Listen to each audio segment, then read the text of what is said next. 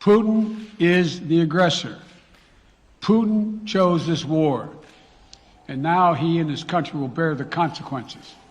Today, I'm authorizing additional strong sanctions and new limitations on what can be exported to Russia. This is going to impose severe cost on the Russian economy, both immediately and over time. We have purposely designed these sanctions to maximize the long-term impact on Russia and to minimize the impact on the United States and our allies. I want to be clear, the United States is not doing this alone. For months, we've been building a coalition of partners representing well more than half the global economy.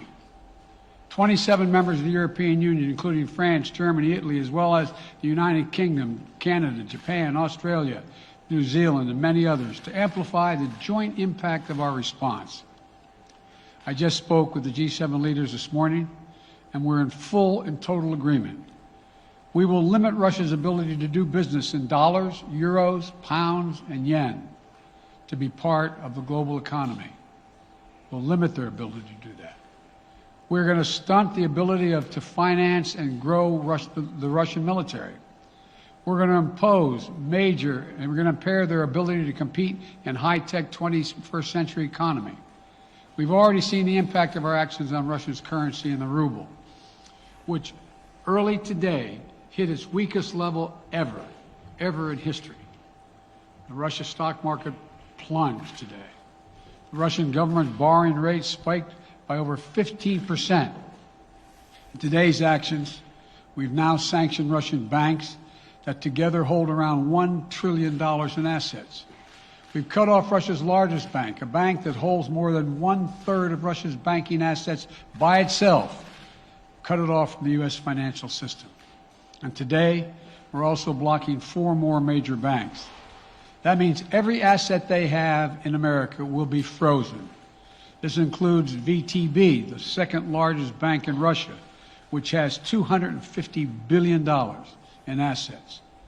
As promised, we're also adding the names to the list of Russian elites and their family members that we're sanctioning as well.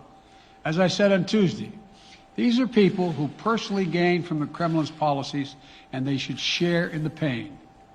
We will keep up this drumbeat of those designations against corrupt billionaires in the days ahead. On Tuesday, we stopped the Russian government from raising money from U.S. or European investors. Now we're going to apply the same restrictions to Russia's largest state-owned enterprises, companies with assets that exceed $1.4 trillion. Some of the most powerful impacts of our actions will come over time as we squeeze Russia's access to finances and technology for strategic sectors of its economy and degrade its industrial capacity for years to come. Between our actions and those of our allies and partners, we estimate that we'll cut off more than half of Russia's high-tech imports. It will strike a blow to their ability to continue to modernize their military. It will degrade their aerospace industry, including their space program. It will hurt their ability to build ships, reducing their ability to compete economically. And it will be a major hit to Putin's long-term strategic ambitions.